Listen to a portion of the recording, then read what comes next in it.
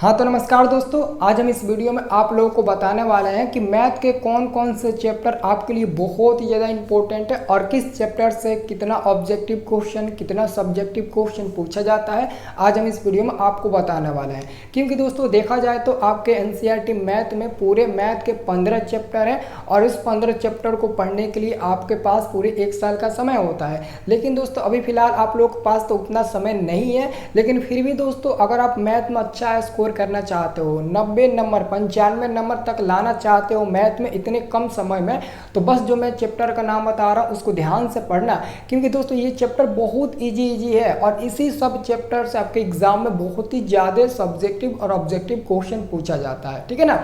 तो देखो आप लोगों के लिए मैं, जैसे कि आप लोग स्क्रीन पर देख सकते हो कितना अच्छे से आप लोगों को मैं बताना चाहता हूँ, तो इसको ना आप लोग कॉपी में एक जगह नोट कर लेना और उसी के अनुसार आप लोग और उसी टॉपिक को उसी चैप्टर को अच्छे से पढ़ना। इतने दिन में आप बहुत अच्छे से पढ़ लोगे। ठीक है ना। तो मैं वीडियो स्टार्ट करता हूँ, आप लोग वीडियो को एक लाइक कर दीजिएगा और अगर चैनल पर पहली बार आए होंगे तो चैनल को सब्सक्राइब कर लेना। बहुत चीज़ आपको मिलेगा यहाँ से, गेस क्वेश्चन भी मिलेगा, मैथ का तबातोर आपको क्लास मिलेगा। ठीक है ना। तो दोस्तों मैं सबसे पहले बात करूँगा दोस्तों त्रिकोणमिति की। दोस्तों मैं लगभग 2-3 साल से मैं देख रहा हूँ, 2-3 साल का मैंने पेपर देखा और उस पेपर को मैंने देखकर अनुमान लगाया कि इस चैप्टर से काफ़ी ज़्यादा ऑब्जेक्टिव क्वेश्चन आ रहा है और काफ़ी ज़्यादा सब्जेक्टिव क्वेश्चन आ रहा है। तो उसी के अनुसार दोस्तों ये वीडियो आपके लिए बहुत ज़्यादा हेल्पफुल होगा। जैसे कि देख सकते हैं दोस्तों, उसमें से दोस्तों सबसे आपके 15 चैप्टर है ना मैथ में, उसमें से मालिक आपका यही है, यही चैप्टर है जो सबका बाप है। बहुत ज़्यादा यहाँ से प्रश्न आते हैं। तो देखो आप लोग जैसे कि स्क्रीन पर देख सकते हो, यहाँ पर दोस्तों मैंने लिखा त्रिकोणमिति और उधर बांट दिया लघु उत्तरीय प्रश्न जो आपको 2 अंक में चला जाएगा और इधर मैंने बांट दिया दीर्घ उत्तरीय प्रश्न जो आपको 5 अंक में आ जाएगा और नीचे मैंने आप लोगों के लिए डाल दिया ऑब्जेक्टिव। ठीक है ना। अब दोस्तों समझने वाली बात यह है, अब समझने वाली बात यह है कि देखो ये जो त्रिकोणमिति चैप्टर है, अभी मैं बात करूं 2023 और 2022 के प्रथम पाली हो या फिर द्वितीय पाली हो, वहाँ से दोस्तों 28 ऑब्जेक्टिव क्वेश्चन केवल त्रिकोणमिति चैप्टर से पूछा गया था। जो आपका चैप्टर नंबर 8 है ना, 8 त्रिगोनोमेट्रिक चैप्टर यानी कि त्रिकोणमिति, उसी चैप्टर से 28 नंबर का केवल ऑब्जेक्टिव क्वेश्चन पूछा गया था। हो सकता है कि अगर प्रथम पाली में 28 अंक का पूछेगा तो द्वितीय पाली में 26 कर देगा, नहीं तो 25 कर देगा, लेकिन अप्रॉक्स यानी कि मैक्सिमम आपसे 28 अंक का आता है। ठीक है ना। लगभग 2-3-4 साल से आ रहा है। और मैं बात करूं दोस्तों इसमें से दोस्तों लघु उत्तरीय की, तो देखो मैं आपको एक और चीज़ बता देता हूं, आप लोग ना उस टॉपिक पर ज़्यादा ध्यान दो, उस प्रश्न पर ज़्यादा ध्यान दो जो फिक्स है कि आपके एग्जाम में आएगा, क्योंकि इतने कम समय में आप मैथ को ना अच्छे से नहीं पढ़ पाओगे, क्योंकि मैथ थोड़ा हट के सब्जेक्ट है ना, इसलिए आप मैथ को हल्के में मत लीजिएगा। लेकिन फिर भी दोस्तों आपके एग्जाम है तो उसमें कुछ ऐसे प्रश्न हैं जो लगातार हर साल आता रहता है, इसलिए आपको उसी क्वेश्चन पर ज़्यादा फोकस करना है। तो आप लोगों ने ऑब्जेक्टिव तो देख लिया कितना खतरनाक है, बहुत ऑब्जेक्टिव आता है, यानी कि 28 अंक का ऑब्जेक्टिव आता है इसमें से। और मैं बात करूँ लघु उत्तरीय, तो दोस्तों 5 गो लघु उत्तरीय प्रश्न आता है जो 2 अंक का रहेगा और 5 गो आएगा, मतलब कि 10 नंबर का ये आएगा, 10 नंबर का ये आ जाएगा। ओके। अगर मैं बात करूँ दोस्तों दीर्घ उत्तरीय, आपको पता है कि त्रिकोणमिति में से अगर एक 5 नंबरिया नहीं आएगा तो समझ लो कि आपका एग्जाम ही नहीं होगा। ये फिक्स है कि 5 नंबरिया एगो आएगा तो आएगा, और मैं आपको इतना ज़्यादा बार प्रैक्टिस करा रहा हूँ और प्रैक्टिस कई बार करा भी चुका हूँ 5 नंबरिया का, कि आप लोगों से नहीं छूटेगा। मतलब कि दोस्तों एगो आएगा 5 अंक का, यानी कि दोस्तों टोटल अगर मैं अंक जोड़ूँ तो 28 अंक का ऑब्जेक्टिव हो गया और 10 अंक का लघु उत्तरीय हो गया और आपका जोड़ूँ 5 अंक का ये हो गया, तो कितना हो गया जोड़ दीजिए तो 38 5 यानी कि टोटल आपका 43 अंक का हो गया। 43 अंक का केवल आपका त्रिकोणमिति चैप्टर को हो गया। मैंने बोला ना कि सारे चैप्टर का ये बाप है, क्योंकि दोस्तों ये जो चैप्टर है ना लगभग 100% में 50% अप्रॉक्स अगर माना जाए तो खींच लेता है, यानी कि पूरे 15 की अकेले बराबर है। इसलिए इसको आपको अच्छे से पढ़ना है और बहुत ही अच्छे से पढ़ना है। मैं ऑलरेडी दोस्तों इसको 2 बार पढ़ा चुका हूँ और भी 1 बार पढ़ाऊंगा, आप लोग चिंता मत करना। ठीक है ना। तो इसको आप लोग कॉपी में अच्छे से नोट कर लीजिएगा। अब मैं बात करता हूँ दोस्तों अगले चैप्टर का। ठीक है ना। अगला चैप्टर आपका आता है दोस्तों, अगला आपका चैप्टर आएगा समांतर श्रेणी। क्या आएगा? समांतर श्रेणी आएगा। ये भी दोस्तों आपके लिए बहुत ही ज़्यादा मतलब कि इंपॉर्टेंट चैप्टर है। अब दोस्तों यहाँ पर थोड़ा सा इधर का आपको दिखाई नहीं दे रहा है ना, तो मैं क्या करता हूँ, इधर का मैं काट कर इधर लिख देता हूँ। थोड़ा सा ध्यान से आप लोग समझिएगा। इधर दोस्तों आपका इसमें से ऑब्जेक्टिव पता है कितना पूछता है, ऑब्जेक्टिव इसमें से पूछता है 10 गो। कौन पूछता है जी, तो 10 गो आपसे ऑब्जेक्टिव पूछता है। तो 10 गो ऑब्जेक्टिव मतलब कि एक एक अंक आएगा, तो 10 अंक का आपका ऑब्जेक्टिव हो गया। कितना अंक का हो गया, तो 10 अंक का तो आपका ऑब्जेक्टिव ही हो गया। जब दोस्तों 10 अंक का आपका ऑब्जेक्टिव हो गया तो लघुत्तरीय को पूछेगा, तो 4 गो लघुत्तरीय पूछता है, वो भी 8 अंक का।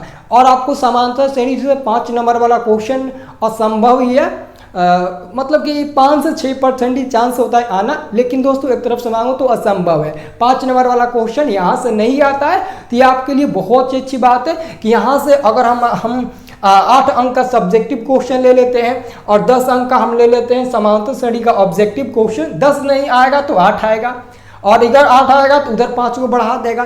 क्योंकि दोस्तों आपको पता होना चाहिए, आपको एक चीज़ पता होना चाहिए, क्या चीज़, तो मैं आपको बताना चाहता हूँ। आपको एक चीज़ पता होना चाहिए ना कि जो एपीएफ का पार्ट है ना, उसमें से एक क्वेश्चन फिक्स रहता है, या तो 10वां पद कह देगा निकालने के लिए, या तो 12वां पद, या फिर 21वां पद, और एक जोगों को पदों का जोगफल में से क्वेश्चन दे देगा, और एक वो आपको दे देगा इसका प्रथम पद और सारवंतर निकाले, और एक क्वेश्चन भाषा में दे देगा इसका पहला पद इतना है, छठा पद इतना है, तो उसका ए और डी का मान ज्ञात कर, ऐसे क्वेश्चन देगा। मतलब कि 4 अपेक्षी आपसे पूछेगा, वो भी 8 नंबर का। तो टोटल जोड़ा जाए 10 गो इधर का और 8 गो उधर का, तो 18 अंक का ये हो गया। मतलब कि ये भी आपके लिए काफ़ी ज़्यादा इंपॉर्टेंट है। तो 18 अंक का इधर से आपका आ जाएगा, ठीक है। तो ये आपका समांतर श्रेणी हो गया। अगर मैं बात करता हूँ निर्देशांक ज्यामिति के, तो ये निर्देशांक ज्यामिति जो है ना, वो दूसरे स्थान पर है, यानी कि त्रिकोणमिति के 15 चैप्टर में से इसका दूसरा स्थान है, जहां से आपके एग्जाम में ना प्रश्न बहुत ही ज्यादा पूछा जाता है। समझ रहे हो ना। तो यहाँ पर देखो, ये आपका निर्देशांक ज्यामिति हो गया, इधर आपका लघुत्तरीय प्रश्न हो गया, इधर आपका ऑब्जेक्टिव हो गया, उधर आपका दीर्घोत्तरीय प्रश्न हो गया। तो यहाँ पर आपको ध्यान से देखना है। देखो, निर्देशांक ज्यामिति से 15 अंक का subjective question fix, objective question fix से आएगा। क्योंकि दोस्तों उसमें ना बहुत ज्यादा ऑब्जेक्टिव क्वेश्चन, जैसे कि पूछ लेगा कोटि का मान, भुज का मान, मूल बिंदु का मान, दूरी सूत्र का फॉर्मूला, मध्य बिंदु का, त्रिभुज का क्षेत्रफल, ये सब मिलाकर 15 का पूछता है। वो पता है उसमें से त्रिभुज का क्षेत्रफल से ही 3 गो क्वेश्चन पूछ देगा, मूल बिंदु से पूछ देगा, कोटि भुज से पूछ देगा, और उसके बाद मध्य बिंदु से पूछ देगा, तो दूरी सूत्र निकालने के लिए पूछ देगा। बहुत ही इंपॉर्टेंट ये है, ये दूसरे स्थान पर आता है ये चैप्टर, ठीक है ना। तो 15 अंक का ये हो गया। और लघुत्तरीय पूछेगा, जैसे मैंने आपको बोला था ना कि एक्स और वाई में संबंध निकालो, वो पूछ दिया। नहीं तो लघुत्तरीय में पूछेगा 2 बिंदु दे देगा, उस बिंदु से आपको दूरी सूत्र निकालने के लिए पूछ देगा। नहीं तो पूछेगा बिंदु इतना से ये और ये बिंदु समदूरस्थ है, समदूरस्थ वाला मैंने आपको बताई था, वो नहीं पूछेगा। तो पूछ देगा कि 3 बिंदु दिया गया, उसका क्षेत्रफल निकालो, वो नहीं पूछेगा। तो कहेगा के किन मानों के लिए बिंदु इतना इतना क्या है, संरेखी है। मैंने आपको सब बताया था, आपको याद होना चाहिए। तो दोस्तों ऐसा यहाँ से 3 अंक फिक्स है, पूछता है। अगर दोस्तों इधर मतलब कि 1 से 2 गो ऑब्जेक्टिव कम करेगा ना, इधर आपका 1 सब्जेक्टिव बढ़ा देगा, ठीक है ना। और इधर दोस्तों कभी कभी क्या होता है ना, लगभग दोस्तों 60% 50% कभी कभार एक यहाँ से 5 नंबरिया उठा देता है। देखो अगर दोस्तों देखो क्या करता है, उसमें पता है 5 नंबरी में कैसा पूछता है, पूछ देगा कि के का मान ज्ञात करें यदि बिंदु संरेखी है तो। और वही आपको सब्जेक्टिव क्वेश्चन 5 नंबर वाला 2 नंबर वाला में भी डाल देता है कभी कभार। तो अगर इधर आपका कम कर, अगर मतलब ऑब्जेक्टिव में कम कर दिया तो इधर दोनों में बढ़ा देगा, ये फिक्स है। इसलिए आपको ध्यान में रखना है, ठीक है ना। तो यहाँ से अगर मैं जोड़ूं तो 5 अंक इधर हो जाएगा और 15 अंक इधर हो जाएगा, और इधर आपका 3 दूने के 6 अंक हो जाएगा। मतलब कि 20 और 26 अंक आ गया, 26 अंक, यानी कि ये दूसरा स्थान ग्रहण कर लेता है, यानी कि ये दूसरे स्थान पर आपका आ जाता है, ठीक है ना। ये दूसरे स्थान पर आ जाता है, मैथ में सबसे ज्यादा आपको से क्वेश्चन पूछा जाता है। अब दोस्तों मैं अगला चैप्टर की मैं बात करूं तो अगला हमारा चैप्टर आता है दोस्तों, ये हमारा दीर्घ उत्तरीय प्रश्न, और उधर हो गया आपका लघु उत्तरीय प्रश्न द्विघात समीकरण में। तो दोस्तों द्विघात समीकरण में असंभव ये है कि आपका दीर्घ उत्तरीय प्रश्न 5 नंबर का पूछेगा, नहीं पूछेगा। कभी कभी दोस्तों रियल केस में कभी कभी पूछता है, लेकिन असंभव समझो कि वहां से नहीं पूछेगा। हाँ ये दोस्तों इंपॉर्टेंट है कि यहाँ से सब्जेक्टिव क्वेश्चन ज्यादा आता है। क्यों ज्यादा आता है, पूछ देगा कि द्विघात सूत्र से मूल्य निकाले, या फिर ऐसे ही कह देगा कि आपको इतना का गुणनखंड विधि से मूल्य निकाले। मतलब कि बहुत क्वेश्चन पूछता है यहाँ से ना बहुत क्वेश्चन पूछता है। पूछ देगा कि इसका सारवंत, इसका विविधकर का मान ज्ञात करे, डी का मान ज्ञात करे, वो भी पूछता है। तो यहाँ से ऑप्शन है अप्रोक्सीमेट 6 को आपसे क्वेश्चन पूछेगा 2 नंबर वाला, और 5 नंबर वाला छोड़ दो, और ऑब्जेक्टिव भी लगभग दोस्तों 6 ही पूछेगा। तो आपका ये 6 ऑब्जेक्टिव 6 नंबर का, और 6 सब्जेक्टिव क्वेश्चन पूछेगा 12 अंक का। तो 6 12 जोड़िएगा तो 12 6 18 अंक का यहाँ से आपका बन जाएगा। यानी कि दोस्तों लगभग देखा जाए तो ये तीसरा स्थान ग्रहण कर लेता है, ठीक है ना। तो ये बहुत इंपॉर्टेंट ये भी आपका चैप्टर है, तो इसको भी आप लोग कॉपी पर नोट कर लें, ठीक ना। अब देखो अगर मैं अगला चैप्टर की बात करूं तो अगला हमारा चैप्टर आता है बहुपद, जो आपके लिए बहुत इजी चैप्टर है और इसको आप आराम से पढ़ सकते हो। यहाँ तो सब्जेक्टिव का कोई नामो निशान नहीं है, और ऑब्जेक्टिव इसमें से 8 को पूछता है। ऑब्जेक्टिव में क्या पूछेगा कौन बहुपद है और कौन बहुपद नहीं है, ठीक है ना। तो 2 ऑब्जेक्टिव ऐसे बना देगा। फिर पूछेगा कि बहुपद द्विघात बहुपद का व्यापक रूप क्या है, त्रिघात बहुपद का व्यापक रूप क्या है, रैखिक बहुपद का व्यापक रूप क्या है, एक घात वाले को क्या कहते हैं, 2 घात वाले को क्या कहते हैं, 3 घात वाले को क्या कहते हैं, यही सब तो आपके यहाँ पर पूछेगा। ऑब्जेक्टिव में ये भी पूछ देगा अल्फा और बीटा का 2 शून्यों को योगफल गुणनफल दिया है, तो आपको मान निकालना है किसका, द्विघात सूत्र का प्रयोग करके, द्विघात बहुपद का जो सूत्र होता है ना, द्विघात बहुपद ज्ञात करें, ये भी पूछ देता है। तो ये आपके ऑब्जेक्टिव में चला आएगा। और दोस्तों 2 को पूछेगा, एगो तो 2 को यहाँ से फिक्स है, क्योंकि एगो पूछता है कि शून्यकों के गुणनफल ज्ञात, शून्य को ज्ञात करें, उसके सत्यता की जांच करने के लिए क्वेश्चन आता है, संबंध की सत्यता की जांच करें, ठीक है ना। एक क्वेश्चन वो पूछेगा, और एक दोस्तों बहुपद से ही पूछेगा x का मान ज्ञात करने के लिए, मूल ज्ञात करने के लिए। मतलब कि 2 क्वेश्चन फिक्स है, मतलब कि 8 और उधर का 2 प्रश्न यानी कि 4 नंबर का, तो 8 4 12 अंक इधर से आपका मिल जाएगा। क्या मिल जाएगा, 12 अंक आपका इधर से मिल जाएगा। ओके, तो ये भी चैप्टर आपके लिए फाइनल हो गया। अब देखो अगला चैप्टर कौन सा आता है। अगला चैप्टर दोस्तों आपको पता है वास्तविक संख्या, जिसमें से सब्जेक्टिव क्वेश्चन कभी नहीं आता है, और लघु उत्तरीय प्रश्न आता है तो 2 ही गो आता है, जिसमें से एगो फिक्स है और एगो कभी कभार आता है तो कभी कभार नहीं आता है। मतलब कि 2 गो उसमें से फिक्स है कि अइबे करेगा। एक तो ये पूछेगा कि मौसा ज्ञात करने के लिए, आपको पता है ना मौसा ज्ञात करने के लिए, और एक क्वेश्चन पूछेगा कि गुणनखंड विधि से लसा और मसा ज्ञात करें। अगर वो नहीं पूछेगा तो दे देगा कि 0.7 पर बार दे देगा, 0.27 पर बार दे देगा, और पूछेगा कि इसको परिमेय संख्या P/Q के रूप में लिखे। मतलब कि अगर ये नहीं पूछेगा वो पूछेगा, वो नहीं पूछेगा तो ये पूछेगा। अगर वो नहीं पूछेगा तो पूछ देगा कि 2 संख्याओं का गुणनफल इतना है और इसका मौसा इतना है, तो लौसा ज्ञात करें। ये सब क्वेश्चन पूछ देगा। मतलब कि 2 को वहां से फिक्स है, और ऑब्जेक्टिव में आपको पता ही है कौन परिमेय है कौन अपरिमेय नहीं है, ये सब आपके ऑब्जेक्टिव में पूछता है। कौन शांत है कौन शांत नहीं है, यही सब आपके ऑब्जेक्टिव में क्वेश्चन पूछता है। तो 7 अंक इधर का, 4 अंक उधर का, जुट का कितना बन गया, तो जुट कर आपका बन गया 11 अंक, यानी कि 11 अंक आप यहां से प्राप्त कर लेंगे, ठीक है ना। तो 11 अंक आपका यहां से हो जाएगा, ठीक है ना। मैं टोटल अभी काउंट करूंगा, उसके बाद से मैं आपको जाने दूंगा। अभी जाइएगा मत, अगर इस वीडियो को छोड़ दीजिएगा ना तो आपका सब चीज चौपट हो जाएगा।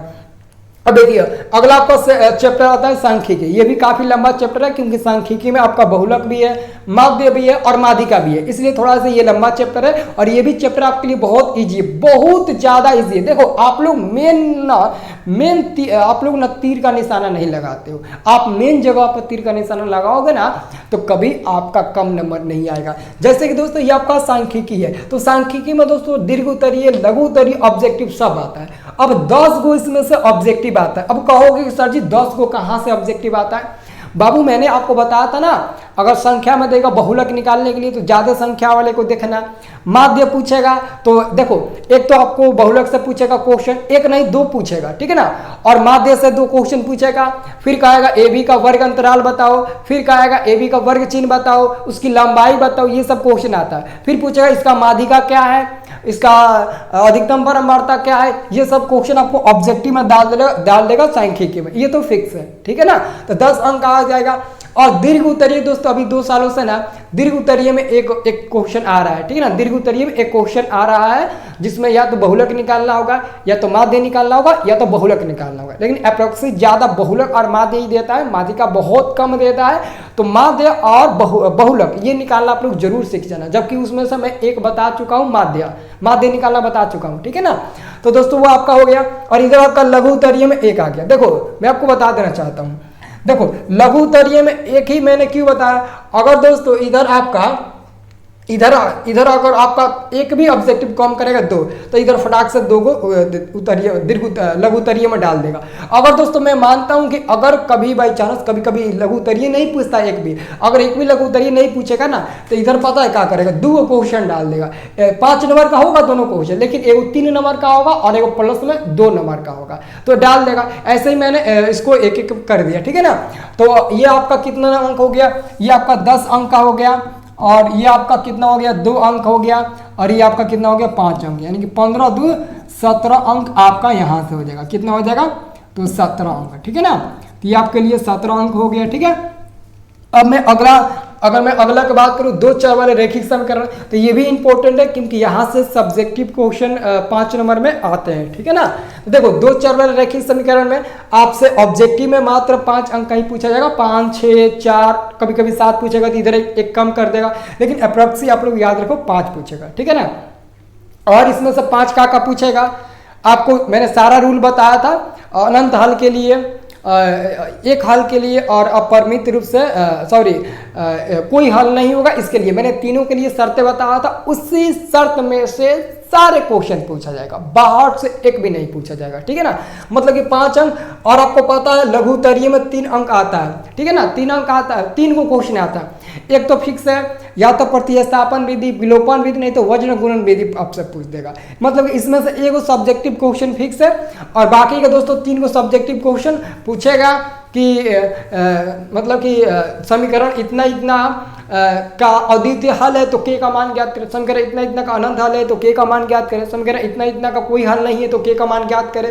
तो ऐसा ही क्वेश्चन करके आपसे पूछा जाता है इसमें, ठीक है ना। इसमें तो फिक्स है आपके से क्वेश्चन पूछेगा, तो 3 को पूछेगा। और 5 नंबर वाला एगो आपसे पूछेगा, आप कहोगे सर जी 5 नंबर वाला क्यों, अरे यार जो आप लोग ग्राफ बनाते हो ना, वो 2 चर वाले रैखिक समीकरण का ही ग्राफ है, तो समझ जाओ ये तो फिक्स है, ये कोई नहीं काटेगा, ग्राफ आता है, आता ही रहेगा जिंदगी भर। तो यहाँ से हमारा ये 5 नंबर का बनेगा, और इधर हमारा बनेगा 3 दूने के 6 अंक बनेगा, और इधर का हमारा 5 अंक बनेगा। मतलब कि 5 दूने 10 और 6 16 अंक हमारा यहाँ से मिल जाएगा। और जबकि मैं दोस्तों ये चैप्टर बहुत इजी तरीके से मैं बताया हूँ, ग्राफ भी आपको बता चुका हूँ, ठीक है ना। अब दोस्तों अगला की बात करूं तो अगला आपका आता है प्रायिकता, जिसको आप लोग प्रोबेबिलिटी बोलते हो। तो इसमें दोस्तों आप लघु उत्तरीय की बात छोड़ दो, केवल ऑब्जेक्टिव पर आ जाओ। ऑब्जेक्टिव में दोस्तों किस पर ऑब्जेक्टिव पूछेगा, नीली गेंद पीली गेंद पूछेगा, नहीं तो एक सिक्के उछालेंगे तो कौ को परिणाम मिलेगा, 2 सिक्का उछालेंगे कौ को परिणाम मिलेगा, 3 सिक्का उछालेंगे कौ को परिणाम मिलेगा। तो सिक्का और जो आपका पत्ता होता है ना, ताश के पत्ता, वो उससे संबंधित क्वेश्चन आएगा, सिक्का से संबंधित आएगा, और जो आप लोग लूडो खेलते हो उसका जो पासा होता है उससे संबंधित क्वेश्चन आएगा। बहुत इजी है, मैं आपको करा चुका हूँ, सारे ऑब्जेक्टिव क्वेश्चन आपको समझा कर ही बताता हूँ, ऐसे कोई भी ऑब्जेक्टिव नहीं बताता हूँ। तो 6 अंक इधर का, और कभी कभी दोस्तों एक सब्जेक्टिव क्वेश्चन पूछ लिया जाता है, तो सब्जेक्टिव क्वेश्चन 2 नंबर का डाल दिया जाए तो 8 अंक आपका ये हो गया। मतलब इजी चैप्टर में मैं आपको बता रहा हूँ, ठीक है ना।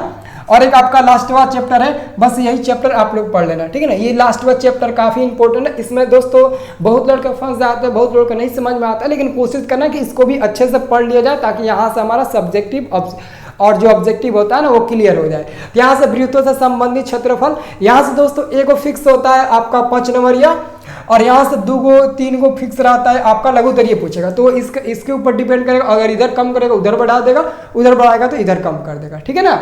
तो आपको पता ही है वृत्त के क्षेत्रफल कभी पूछ देता है, उसका क्षेत्रफल परिधि बराबर है तो उसका त्रिज्या क्या होगा। मतलब कि ये सब क्वेश्चन यहाँ से आते रहता है, ठीक है ना। ये बहुत इंपॉर्टेंट चैप्टर है, ठीक है ना। इसका ऑब्जेक्टिव और सब्जेक्टिव दोनों एक ही जैसा समझ लो, ठीक है ना, दोनों एक ही जैसा समझ लो, क्योंकि सब्जेक्टिव भी आएगा तो आपको इसका ऑब्जेक्टिव भी आएगा ना, तो सब्जेक्टिव जैसा आपको हल करना पड़ेगा, ठीक है ना। तो 10 अंक का आपका ये हो गया, और प्लस में उधर 2 को पूछेगा तो 4 अंक का, और 1 5 नंबर ये पूछेगा, तो 10 5 15 4 19 नंबर का ये आ गया। कितना नंबर का, 19 अंक का आ गया, ठीक है ना। तो ये आपका बस चैप्टर है, और इसी चैप्टर का आप लोग अच्छे से रिवीजन करना, सबको अच्छे से लिख लेना। जो लोग भी मतलब इसको अभी नहीं लिखे होंगे तो आप हमारे ऐप को डाउनलोड करिए, मैं ऐप में डाल देता हूँ, ठीक है ना। ऐप का लिंक डिस्क्रिप्शन में आपको मैं दे दिया हूँ, वहाँ से आपको सब चीज़ का VVI objective, VVI subjective question मिल जाएगा, और साथ में आपको ना एग्जाम से रिलेटेड जो भी मॉडल सेट है या फिर एग्जाम में आने वाला प्रश्न, सब चीज़ मैं आपको उसी ऐप में दूंगा। तो जल्दी से आप लोग डाउनलोड कर लीजिए, डिस्क्रिप्शन में लिंक दिया गया है। हमारे ऐप का क्या नाम है? हमारे ऐप का नाम है दोस्तों स्टडी प्लस। स्टडी प्लस आप प्ले स्टोर में भी सर्च मारेंगे तो आ जाएगा। स्टडी प्लस हमारे प्ले स्टोर से डाउनलोड कर लेना, ठीक है ना। PLUS, ठीक है ना, STUDYPLES, PLUS, ठीक है ना। अब दोस्तों टोटल अंक को मैं जोड़ूं, यहाँ पर देख सकते हैं, अगर मैं टोटल अंक को जोड़ूं तो कितना होगा? इधर जोड़िए, तो आप इधर से जोड़िए, इधर से, इधर आपका 43 हो गया, और 43 हो गया ना, 43 अंक ये हो गया, और 43 में 18 जोड़िएगा 61 मिल जाएगा। और 61 में दोस्तों अगर आप लोग 26 जोड़िएगा तो 61 में 26 जोड़िएगा तो कितना मिलेगा? 61 यानी कि आपका मिल जाएगा कितना? कितना मिल जाएगा? 87 मिल जाएगा, ठीक है। और 87 में अगर आप लोग 18 जोड़ते हो, 87 में अगर आप लोग 18 जोड़ते हो तो कितना मिलेगा? तो आपका इधर हो जाएगा 100, 105 हो जाएगा। 105 में अगर आप 12 जोड़ते हो तो 100 कितना हो जाएगा? 117 हो जाएगा। 117 में अगर आप लोग 11 जोड़ते हो तो कितना हो जाएगा? 117 में अगर आप 11 जोड़ते हो तो कितना हो जाएगा? 28 हो जाएगा, ठीक है। और आप लोग 28 में अगर 17 जोड़ते हो तो कितना हो जाएगा? 12 5 यानी कि आपका हो जाएगा 145। 145 में अगर 16 जोड़ते हो तो 161 मिल जाएगा। और 161 में अगर आप लोग 8 जोड़ते हो तो 169 मिल जाएगा। और 169 में अगर आप लोग 19 जोड़ते हो तो कितना हो जाएगा? लगभग 188 हो जाएगा। तो आप ही लोग बताओ कि 188 नंबर में 188 नंबर में आपको ना मात्र 100 नंबर लाना है, 100 नंबर लाना है। तो 100 नंबर में भी दोस्तों अगर काटूं तो 95 नंबर तो कोई रोकेगा नहीं। तो 95 नंबर आपको लाना है तो लाना है, ठीक है ना। तो जैसे मैंने मैथ के बारे में आपको बता दिया वैसे ही दोस्तों जो भी आपका सब्जेक्ट है तो आप लोग उसके बारे में बताइएगा कि अब मैं किसके बारे में आपको बताऊं ताकि आपका वो भी कंफर्म हो जाए। ओके, तो आप लोग कमेंट करके जरूर बताना, ठीक है। तो मिलते हैं दोस्तों नेक्स्ट वाले वीडियो में, तब तक के लिए जय हिंद जय भारत। ओके।